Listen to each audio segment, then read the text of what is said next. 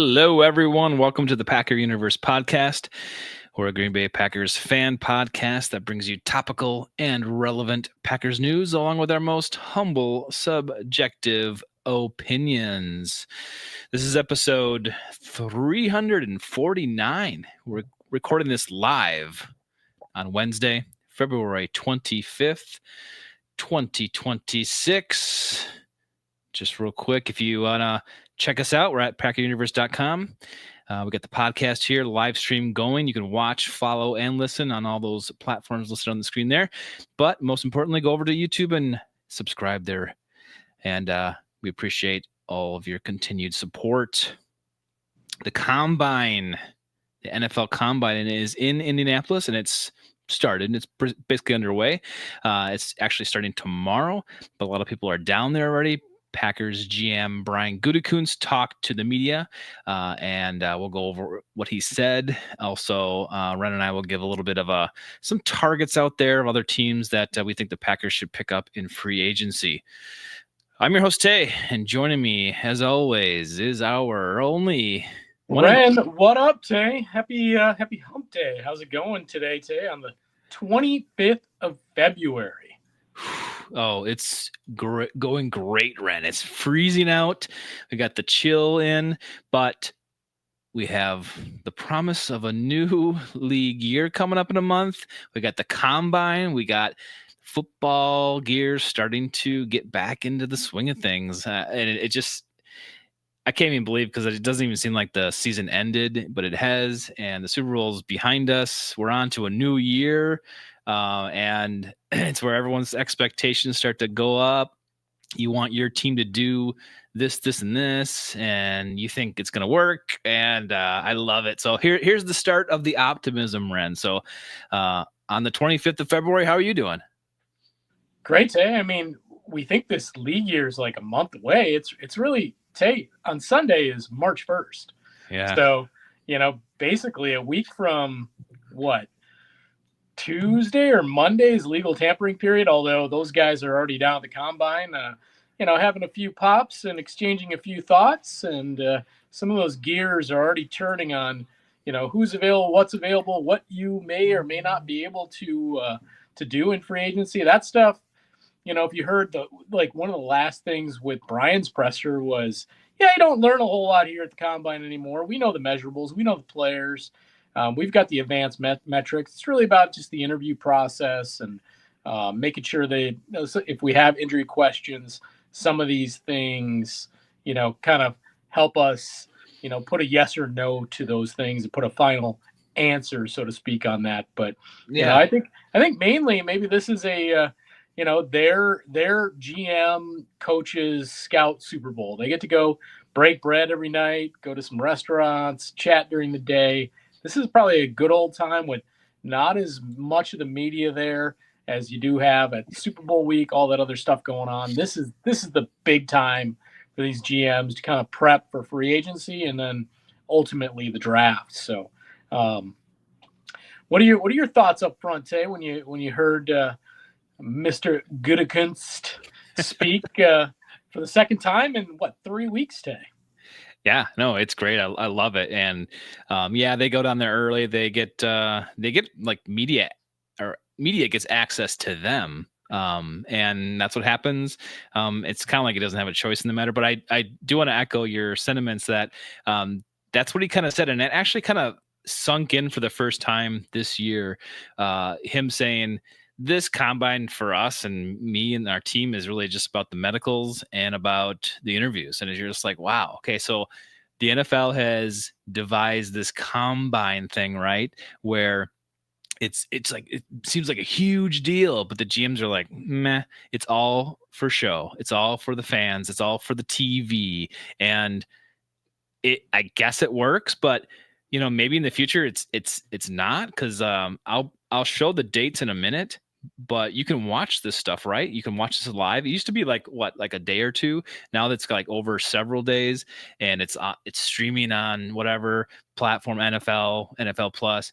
But yeah, like I want to ask you later how accessible it is to someone like you or I, because It's during the day, and they have it starting tomorrow, Thursday. It goes till Friday, Saturday, and Sunday. So at least it's through the weekend. But yeah, you got to think that Brian is sitting there, kind of kicking up his feet a little bit. Maybe this is a little pseudo work vacation time for him, and he's just kind of like looking for those extra peripheral pieces that he needs to add to his board here to make the right calls. But Brian did speak to the media, and he did speak a lot, and he got a lot of questions asked about the Packers. So we'll go through that. But I want to start out with this, Ren.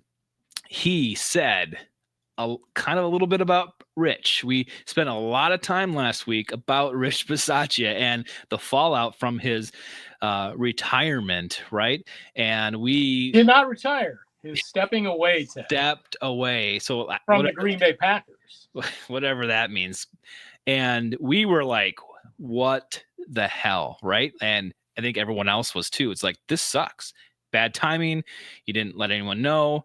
This is a position of need, and what gives? So we were all, pretty pissed. But it turns out that I don't know if everyone at up in the front office of Green Bay was expecting this, and they didn't think it was gonna happen because Brian says this quote. Wouldn't say we were expecting it at all. It caught us a little bit by surprise, but I think there was some opportunities he wanted to look at. Very appreciative of his run with us. I do think when I talked to you guys last time, how important our culture he was, or whatever that means. He's a culture guy. And I think he's a fabulous football coach, yada, yada, yada. It's a big loss. But Matt LaFleur is now going to go through it all, and hopefully we get that replaced. So I don't think that they were expecting this, and it didn't seem like something that was coming down the pipeline as an expectation. So this pretty much caught them off guard. So does this change your viewpoint of the Ren's rant that you did last week? Not at all, Tay. I mean, you would hope your head coach is, really having deep conversations to know whether a guy is all in or not. When you hear some of those other sentiments talked about with Brian, Rich has other opportunities he's maybe looking at, and, whatever team gets him, they're going to be lucky to have him. So if you don't have an idea that, maybe there's some strife in the building, maybe he's just not, he's kind of burned out from his position with the Packers, whatever that may be, how that whole thing works and fell out, and you don't know any of that, and you end up, like we talked about, into the second week of February, and then you find yourself without a special teams coordinator, and everybody's been hired through the hiring cycle. Again, I think it's a bad look for, coach and GM in this case. Like, how do you guys not have any idea this is going to happen? Yet he didn't retire, and he is looking at other opportunities in the NFL. What I found, it's certainly begs a lot of questions, Tay. It's very quizzical to me. It is, but what I found the most humorous today and yesterday was that how the Packers were spinning this. Even the writers for Packers.com and everything, they're spinning this as, oh no, this could actually be a positive thing. Matt's got time now. They literally say there are no other teams looking for one right now. Therefore, there's no pressure on Matt. He can take his time to move forward. I mean, the spin machine is rolling. Holy crap. No, that is not a benefit. You can't, once everyone's picked a great apple from the tree and you come up and you have to go through the dregs on the ground. Is that a positive? I don't think so. Yeah, but on the same end of things, Tay, Brian basically went and said, we got to get this cart basically moving down the path too, though. Meaning we got to get this hire done because we have a football team to put together with regard to all coaching staffs as we move towards 2026. So he sounded personally to me, Tay, he wants that coach hired. He wants that coach hired pretty darn soon so they can start putting together their 2026 program. And then he's asked about special teams, what is it to him? And he's like, what does it mean? It's all about the personnel. It's about consistency. It's obviously situational at times with, where you're at, but these games are tighter than they've ever been. a kick here and there win these games. These games are, one possession games at all times now. So the special teams is incredibly important, quote unquote, Brian Gutekunst. Everything matters. Well, does it matter, Goody? Because in your entirety of running the Green Bay Packers as their general manager, the special teams have absolutely stunk. And now here we find ourselves again, per my rant last week, Tay, behind the eight ball with a position that is, again, per Brian Gutekunst, his words, incredibly important. And they kind of screwed the pooch again here, Tay. They don't know what they're doing.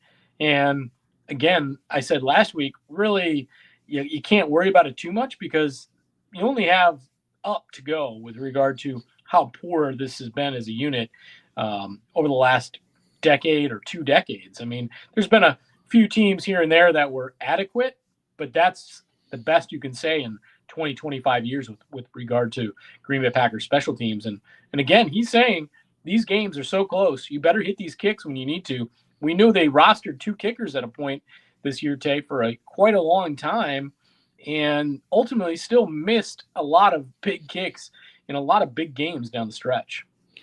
Yeah, special teams is super crucial. We don't seem to be putting any kind of assets into it, investing anything really into that. So from a Packers fan standpoint, it's huge.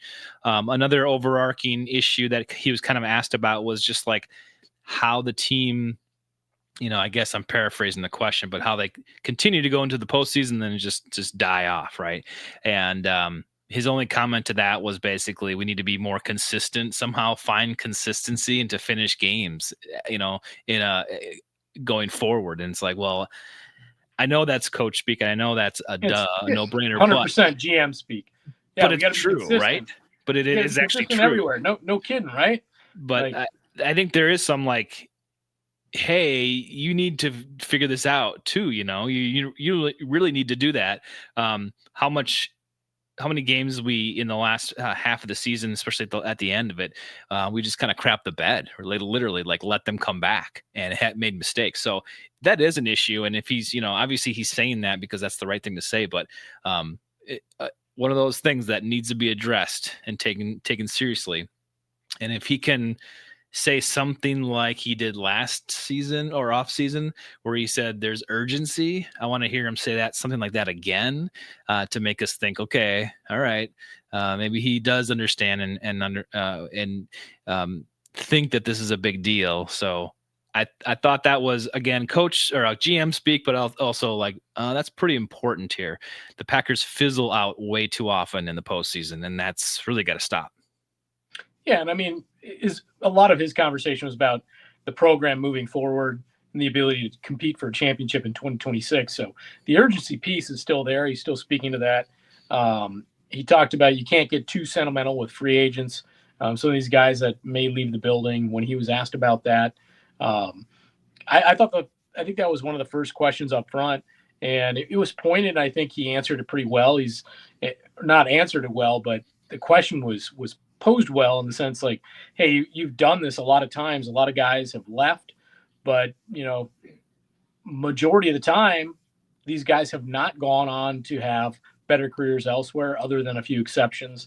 I think they mentioned like Micah Hyde, et cetera. But we know there's some big names are going to leave this year, i.e. Malik Willis, Romeo Doubs, Rasheed Walker, potentially Quay Walker, Kingsley Enagbare, Sean Ryan.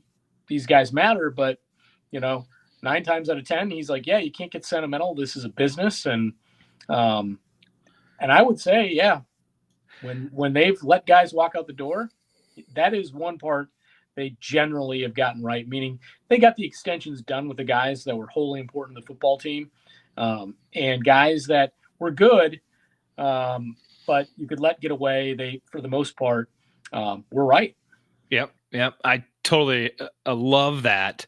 When I heard the question, I was like, ooh, we're gonna get some dumb coach or a coach and GM speak here, some blah blah blah blah answer. But he was honestly very forthcoming with the fact that, yeah, you have to know when to pull and let go and not get sentimental and just realize the writing on the wall. And they get it right more often than not. And I saw that and I was like, oh, I should make some sort of a short content social piece for that, because that was great. I mean, people need to hear that, because not just for us and our fans, but like around the league, it's like, yeah, we're known for our championships and our culture here, but this GM regime, the last 20-30 years, has been really good about letting go players that are on the end of their career, and I love it. I would, it's something to hang your hat on, and I think they should be actually proud of that, although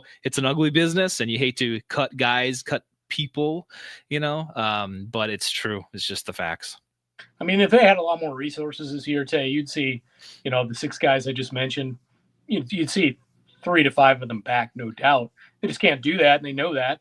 And there might be a guy or two here that we look back on in three to 5 years that, they wish they still could have had, but the resources are limited. That was also spoken to.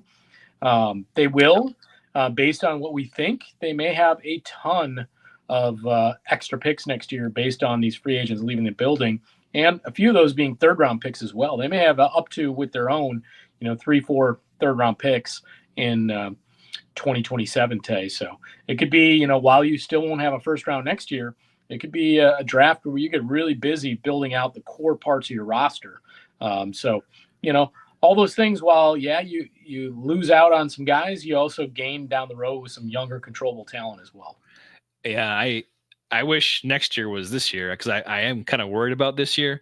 It seems like we're going to end up letting a lot of guys go and not being able to add that many guys back in free agency and then draft.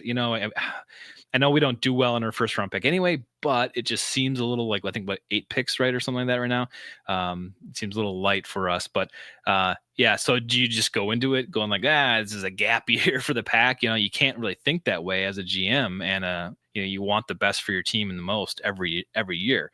Championship is the goal, but he was kind of asked about that. Is your strategy different without a first round pick? Because it's being reported that the Packers are bringing in first round talent to be interviewed. And so it's like, you guys, what are you guys doing there? How come you're doing that? And I guess the thought process is just for their, future knowledge, I guess, to like find out about these players. And in fact, if they slip to the second round, or if you find a guy that is really impressive that you're interviewing and you're like, okay, let's try to get this guy somehow. I mean, you still have to go through the process, I think. So that's good.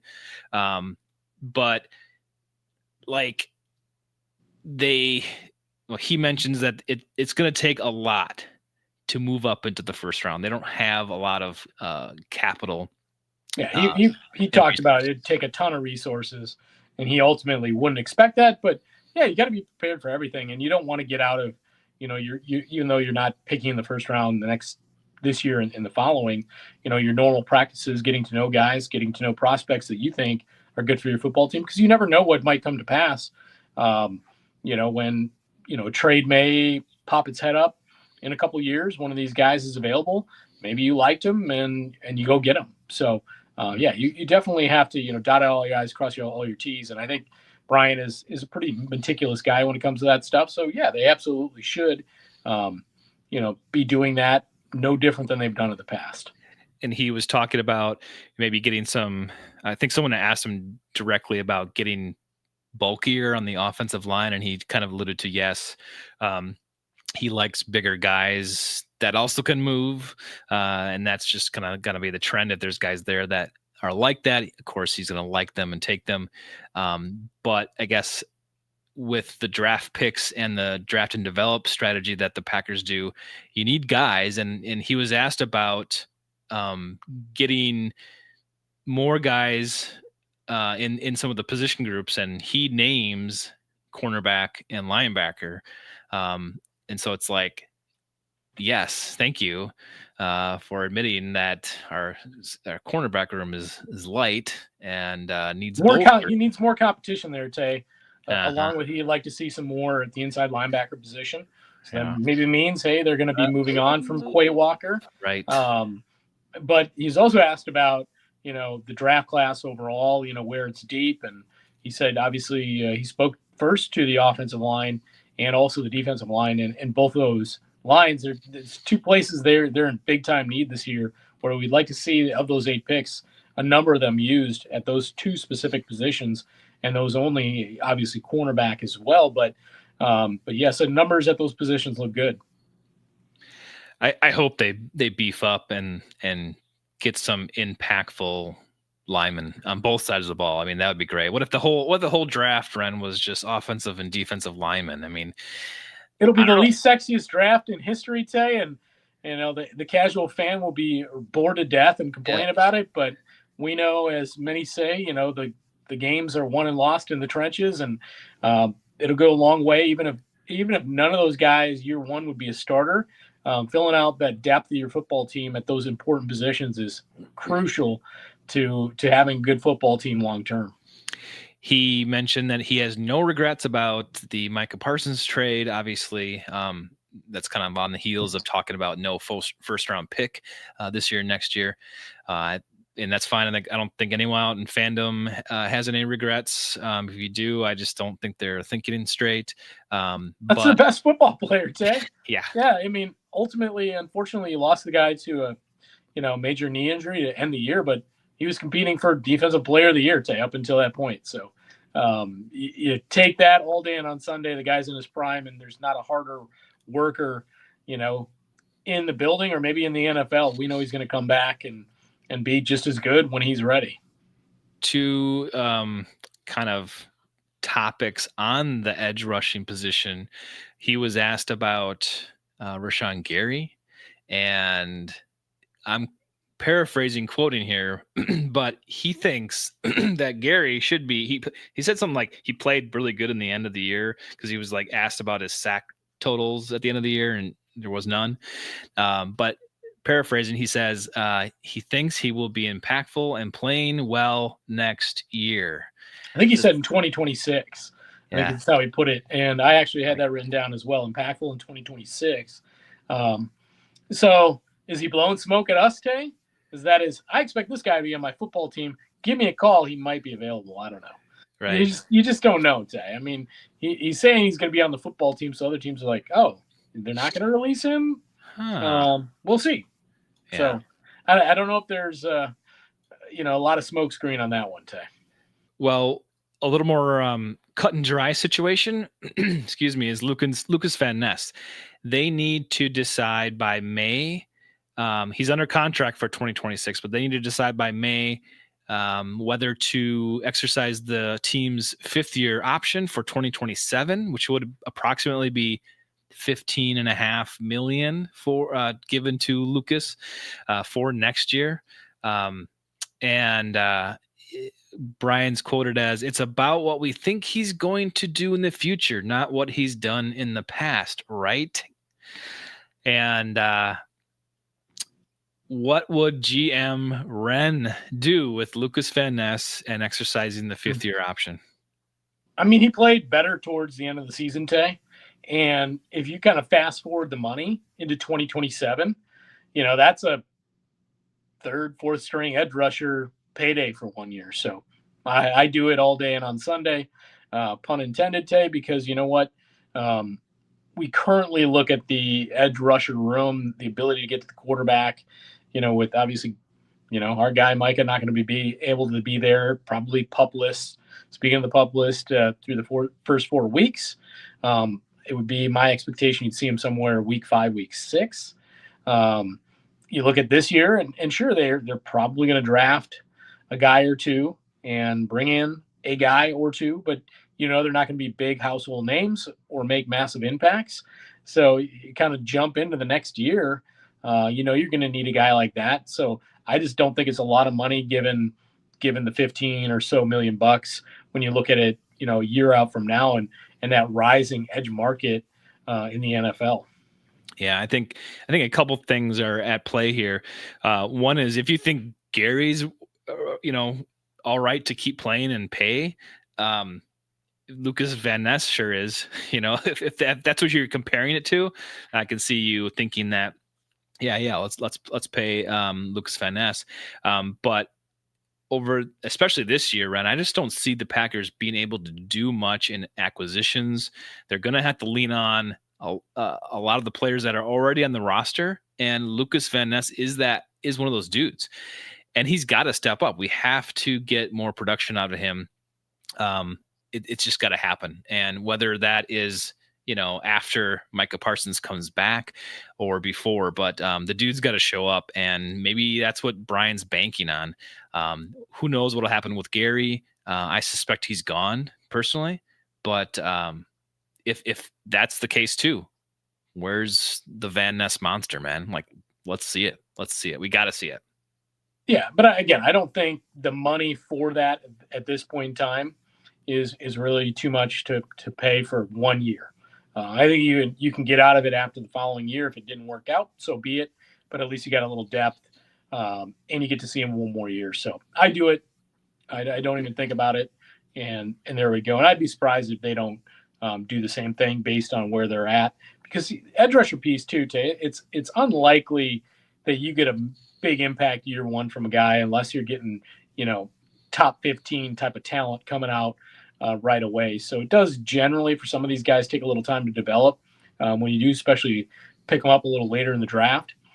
So, yeah, it just makes sense to me as you're going to have other guys coming up through the system.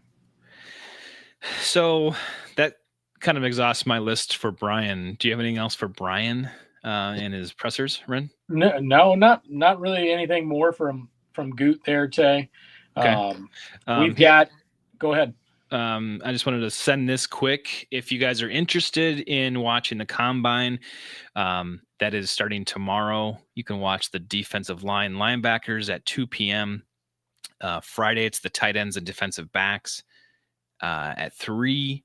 Quarterbacks, wide receivers, running backs on Saturday, and defensive line linebackers on Sunday. It's all starting at 1, 2 o'clock in the afternoon. You can watch it on NFL Network, and I think you can stream it on NFL Plus. So, I always, this is always something I want to do, but don't always get to, especially now that's during the day. But is this something that you like to do or want to do, is watch this Combine stuff? And then is it crappy that it's during the day on work days? I don't know. That's crappy, Tay. If I didn't have a 9 to 5, yeah, I'd probably tune in and watch some of that. Maybe folding the laundry while I got the TV on, getting into that. I know there are a ton of draft nicks and guys put together, draft programs now. Guys that specifically like to talk about the draft all year long. So there's some great podcasts out there with regard to the draft. And this just gives them a little bit more fuel for some of their conversations. Obviously, guys that run 40 times are going to, certainly stand out. Guys that, don't throw the football versus guys that do. Guys, how much they put up on the bench. What are some of these, tests, jumping markers for some of these big D linemen, O linemen look like to look at their, relative athletic scores. What does that do? There's a lot of guys that really get into that. For me, Tay, there's so few of these prospects that ever end up being on your football team. I kind of always, as I've told you before, I like to talk and hear and learn more about these guys after the fact, because then they know, there are football players, and there's more interest for me. Obviously, it's fun to watch the draft and see how it unfolds with all the football teams, and you get to watch your NFC North competition and what they draft, and oh man, they got a good one there, or wow, that was a crazy reach. Some years ago when the Lions jumped up way, and took Jahmyr Gibbs early, he had a high grade. I think I want to say mostly a second round grade, and they took him top 10, something like that, top 15, and everybody's just kind of thrown back by it. I know I was at the time, and ultimately great football players. So a lot of it's just speculation. You never know how it's going to turn out. Also, some of it's product of the system guys find themselves in. That could be for the best or for the worst as well.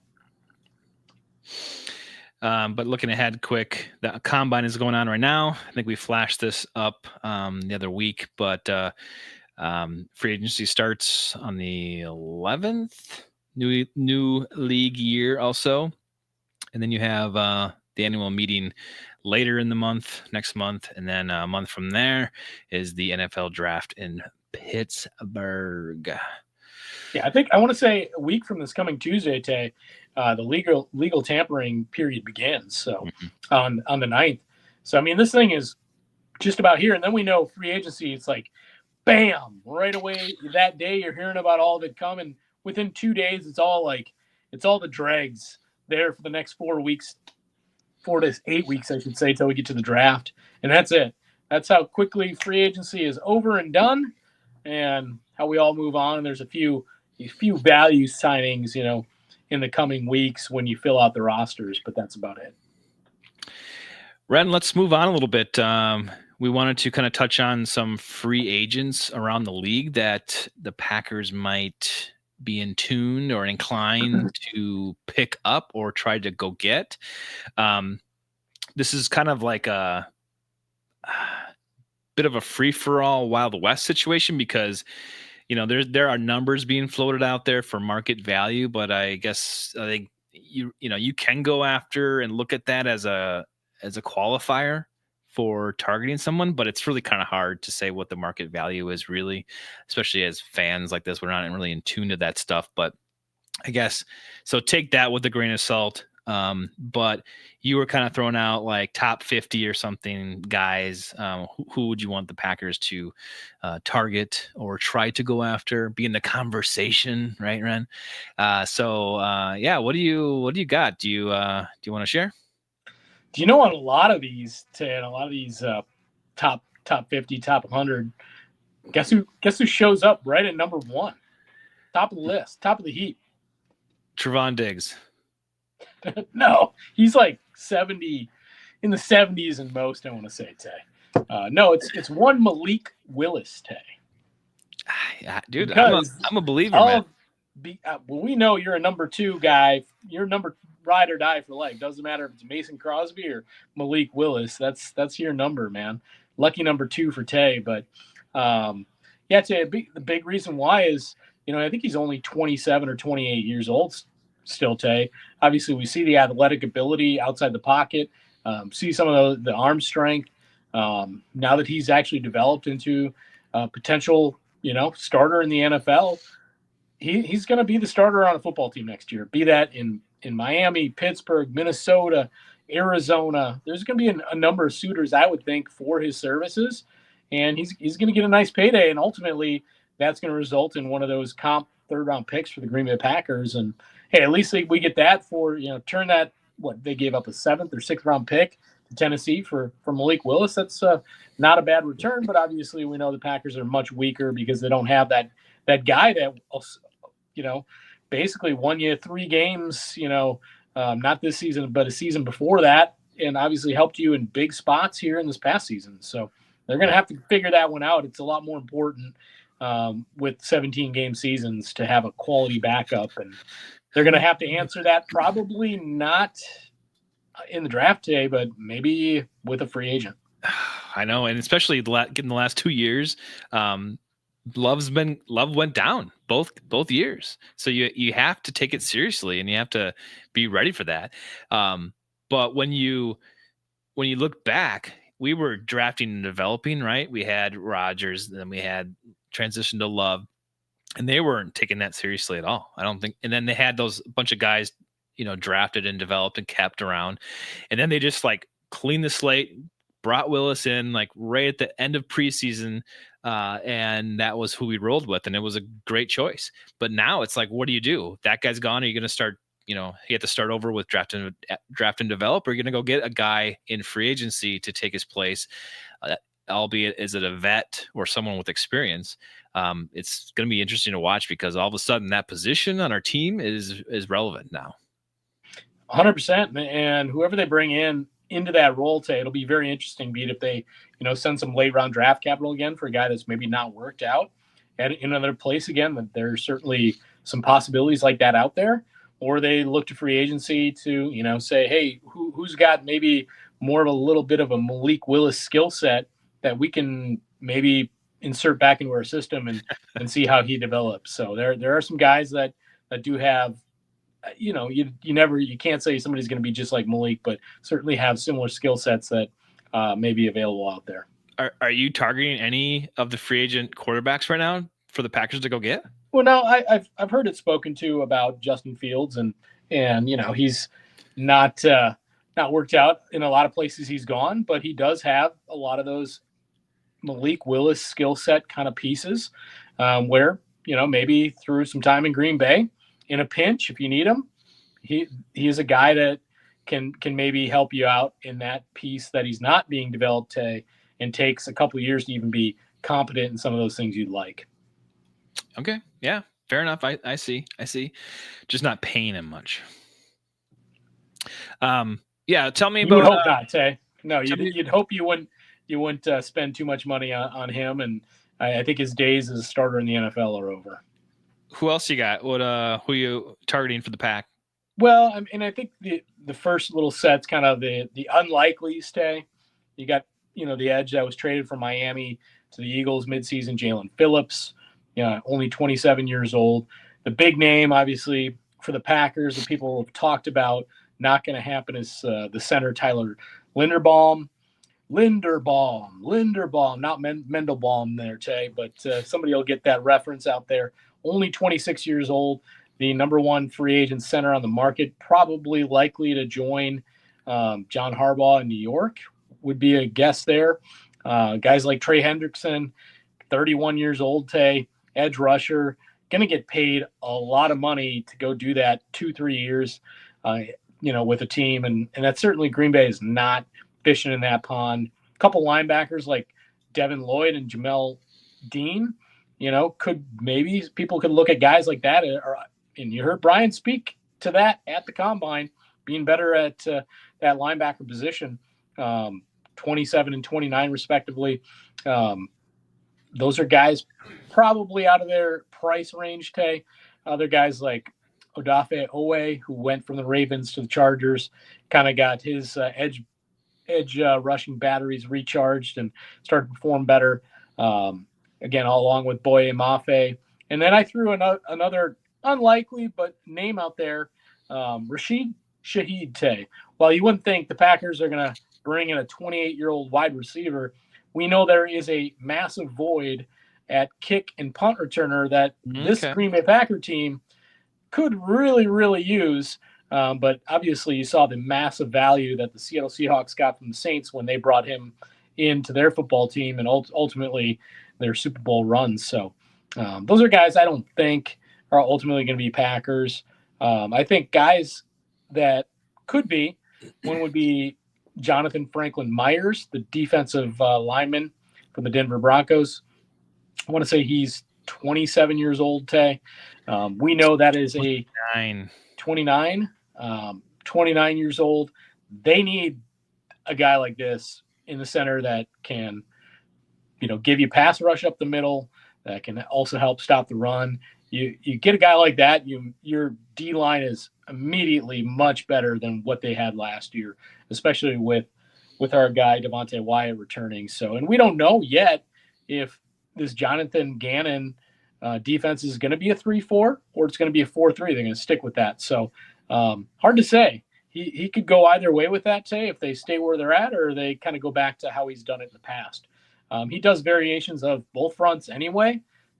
So I think you need – it was definitely a position of weakness, and you saw what the Seattle Seahawks did in the Super Bowl and how impactful having good D-line is. That would go a long way to start helping out some of their woes, along with the depth in the draft coming up too. So you could really help your football team a lot. I know our commenter last week, Tay, on the chats, Tay wondered about Alontae Taylor, with the Saints, and that guy he's a slot corner, Tay. No, they've got a slot guy. His name's Javon Bullard. If they keep Nate Hobbs, they've got another slot backup guy there. That's not a guy I would do there. Cornerback Tariq Woolen, also with the Seattle Seahawks, that Super Bowl team. It's just a volatile cornerback. Has played really well in Seattle, and at other times he's struggled. So we'll see what happens with him. linebacker Leo Chanel, former Wisconsin product, playing with the Chiefs. There's a fun guy. He's only 25, Tay. Just massive motor, athletic, can do the whole thing. Can he, be utilized enough where you can get enough snaps out of him throughout the season? The fill-in center for the Panthers this year, Tay, Cade May, 27. There's a guy that you could bring in, and he could be your starting center. Probably even an upgrade over Sean Ryan at this point. More of a likely name there. Nakobe Dean, another linebacker, but he's got great speed, but injury issues. Joseph Asai, the edge rusher, 43 pressures last year, so kind of had a bit of a comeback. Bradley Chubb expected to be, I don't know if he has been yet, released by the Dolphins as well. He's 30 at 8.5 sacks. We know they're going to need a guy there, but would you maybe spend a little less on, bringing back JJ Enigbare there, Tay, who I think you can get probably similar production from, and he's a younger guy.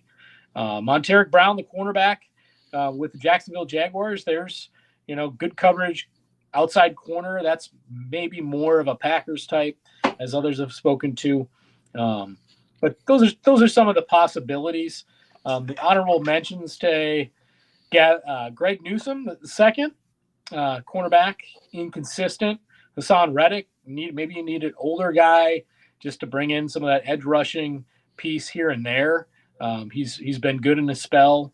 Obviously had his issues with the Jets, the holdout a couple of years ago. Old Sheldon Rankins, defensive tackle at 32. Tay, again, one of the things a lot of people have talked about here in the offseason, the Packers, maybe they do need some older voices to bring up the age room a little bit in this team, like some of these Super Bowl teams have done, Tay. That leadership piece. What does it take to get done? Dude, I forget who I was listening to the other day. They said it really well, and I love the take. But, if you compare your 24-year-old self to your, 29, 30, 31-year-old self, your idea of life and your wisdom and thought process, you do grow up a lot in those years. And having a few of those voices with some of these younger guys, I don't think is a bad thing. I think certainly that should play in. A couple other guys to mention today. Again, Trayvon Diggs, you mentioned him earlier. He is 27, injuries, inconsistent play. But here's a guy that obviously can bolster your cornerback room depth, more competition. He's not going to get a ton of money on the open market. And then maybe, if they do want to bolster that linebacker room, Tay, Eric Wilson, who left the Green Bay Packers, had a breakout season with the Vikes. He is 31, but hey, they want to maybe look at a slightly less expensive option to bring back a guy who obviously knows your building, knows a little bit of your philosophy. Could be a guy like that. But I think I heard it best, Tay, personally, from Andy Herman last week. His draft philosophy, not draft philosophy, free agent philosophy, is swing really big for one or two guys. And that's it. And this year you can really probably only do it with one based on what the Packers will have to spend. But as he put it, paraphrasing, when the Packers seem to muddy their waters in the kind of mid-tier free agents, i.e. Nate Hobbs, i.e. Aaron Banks, they spend a lot of money, but they never really get a lot of production. They get average play from, and that's what most of these teams do, from these mid-tier guys. They're fine, solid players, but you ultimately end up paying too much for them. So if you're going to pay a lot anyway, go spend a little bit more and get one of those sure things. It's kind of like when the Packers, did the, Smith brothers and Adrian Amos and, more recently, when you do Xavier McKinney and Josh Jacobs, those are big swings, and they're good football players. Go pay the money, get it done. So you have to kind of go back to the ones I mentioned that are unlikely and the possibilities. You hope they've got a couple guys there targeted really high, and they try to go get one of those guys done. And you bolstered one of those positions really well, and you do what you can from there, maybe filling in a spot of depth with a few veteran signings as this whole free agency thing kind of rounds itself out over the weeks, and you don't have to pay a whole lot. But yeah, I'd definitely say Andy's thought process, philosophy, I'd be more about doing it that way than kind of getting mixed up and paying too much money for kind of some of these mid-tier guys. I agree, and I think you're right. And I think Andy Herman's right. but I think they thought that their last two, or the two last year, were going to be better than they were going to be. It just didn't turn out that way. But again, they weren't the big names. They were mid-tier guys. They're good guys in some respects, but they paid them. They paid them like they're, sure, the money, the price tag was too high for that stuff, and I think they understood that they screwed up. And I would argue the Smith brothers were a mid to upper mid tier free agents those years. Well, and you wanted Zadarius Smith at the time. Yeah. We talked about it on the show, and we were probably less than 20, 50 episodes in at that point, Tay, all those years ago. But the kind of breakout was like writing on the wall, and Baltimore just wasn't using the guy. So yeah, they had to pay for him, but he was super young coming into his prime, and they got that prime play for at least a couple of years straight out the gate from Zadarius Smith. While you were going through your stuff here, we got Taylor Bell did chime in, Ren. He says, or she says, we need to go to pass rush for the draft. Let's take care of the needs in free agency now. And I think that kind of alludes to kind of what you're thinking, go for someone they actually need, swing big for at least one or two guys. And then, they kind of alluded to it was deeper on the line this year. So maybe that's what you do in the draft. And hopefully you get some guys that can have immediate impact. And then obviously for several years more forward. If I'm swinging big, Tay, I'm going to get Jonathan Franklin Myers or a cornerback that can play outside. And I'm going to let the rest of the draft with the depth at D-line and O-line in this 2026 draft kind of come to me and take a number of guys, go with numbers game, and obviously take a corner or two and maybe throw in a running back for a little Marshawn Lloyd insurance. Well, I've got a little list myself, Ren. My qualifiers are, I think, align with what I think the Packers do, and I think they go younger free agents. So you're talking mid to mid-late 20s tops. They're not going to go big and old. They generally don't like to do the older guy thing. If they do big contracts, it's usually like veterans minimum or something, and the player's desperate, right? So I went through that, and I don't go for the top tier guys. There's some on my list that have the dollar amount on there, but that's pretty big. But I'm just kind of picking out guys or positions that I think we should pick up. So this is this is my shtick here, and let's see if I can get it to go. There we go. On defense, the top section, I've got all cornerbacks. Trevon Diggs, Amik Robertson from Detroit. I got Eric Stokes on there. Let's bring Eric back. He wasn't that bad on other teams. He was just a problem with injuries with us. And I got Greg Newsome on there. And then Kadir Kohu from Miami, who they probably are going to want back themselves. But I picked out 5 guys that they could go after for cornerback. Now, I don't know what the market value is on them. I wouldn't spend too much. But if it's a guy you think can start, then let's do it. But I didn't even put down any defensive linemen or linebackers. I looked at the age group and the money situation and the position of need, and I basically just highlighted all the cornerbacks that I saw there. Moving down to offense, I picked out a couple tight ends, a couple linemen, and I even got 2 running backs on there. And Rico, my boy Rico Dowdle, and I picked Najee Harris as the running backs because I just thought that if you're going to be faced with Josh Jacobs, who was great, but he was also injured this year, and your Wilson and Brooks are probably coming back, but maybe you need to look at that room and say, if you bring another pseudo stud in that can really do you good when Jacobs is not in, or potentially when he's hurt, I think that can do wonders for this team. And I would love to have 2 competent backs again. And I think Wilson and Brooks are fine. They're serviceable, but Getting someone in kind of flashy at the running back situation looks really good to me and fun. So I'm not going to shy away from that if I'm Brian, and I'm going to check it out. I got Kyle Pitts on there for the tight end because, Tucker Kraft's coming back. Not exactly sure when we'll get him back. But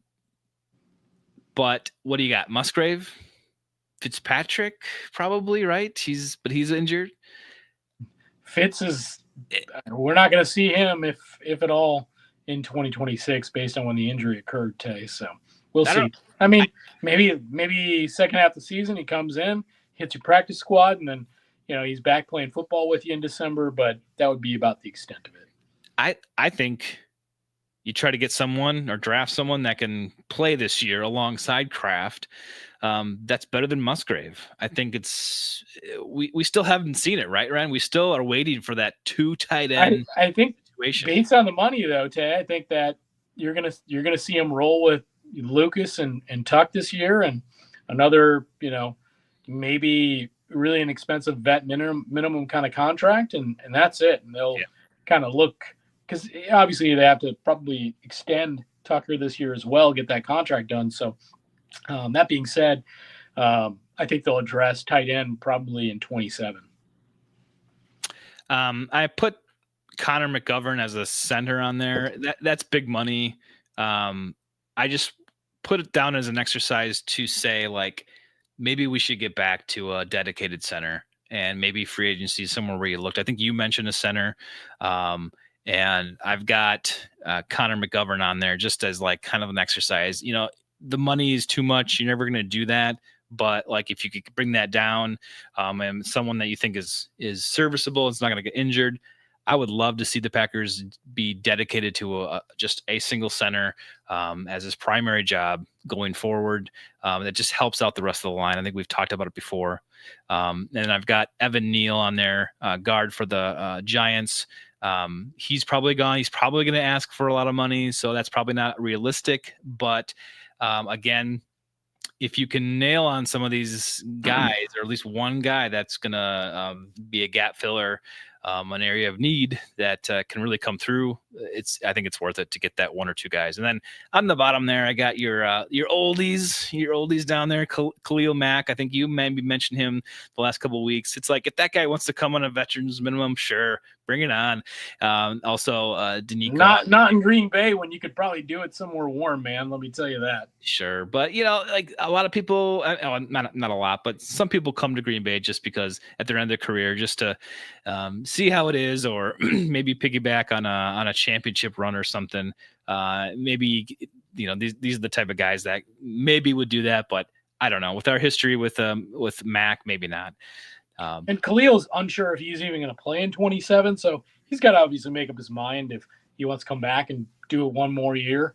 And he's kind of on that, I'm a hired mercenary year-to-year thing. I got to decide if I want to do it, i.e. Aaron Rodgers. Do I want to play? We know he's probably gonna. In both cases, it's say probably, but he can wait his turn, wait for the calls. Oh, you're going to pay me what to play with you guys next year? Sure, sign me up. Yeah, exactly. So it's fun to look at. Again, there's not a lot that I think the Packers would go after here. It's really unknown. There's not a lot to play with. So I'm just I'm not expecting a lot. And if they overpay again for another free agent that we're suspect of early, I'm going to be mad about it, along with everyone else. So I don't know. I don't know what to make of that, but they need at least one, right? One free agent signing of our own that might walk out the door, and then one good one coming in. Yeah, I think the cornerback market in free agency is a little light this year with regard to overall talent. There's certainly guys I think that would fit the Packers. I really think it comes down to, a center possibly, but don't be surprised they don't sign Quay Walker. That maybe they do like a Lloyd or a Dean or a Leo Chanel. One of those guys. They might say, hey, we can allocate those dollars we might have paid Quay for one of these guys, and we think we can get better production. Yeah. All right, Ren. Well, we ran a little long tonight, as per usual. So let's bounce out of here. Do you got anything else you wanted to add here before we get out? Not really, Tay. By next time we talk, well, if any, I don't believe there's been one yet. If any franchise or transition tags come down, they'll be done. That'll be all signed, sealed, and delivered. At that point, there could be some more releases as teams get closer to the league year.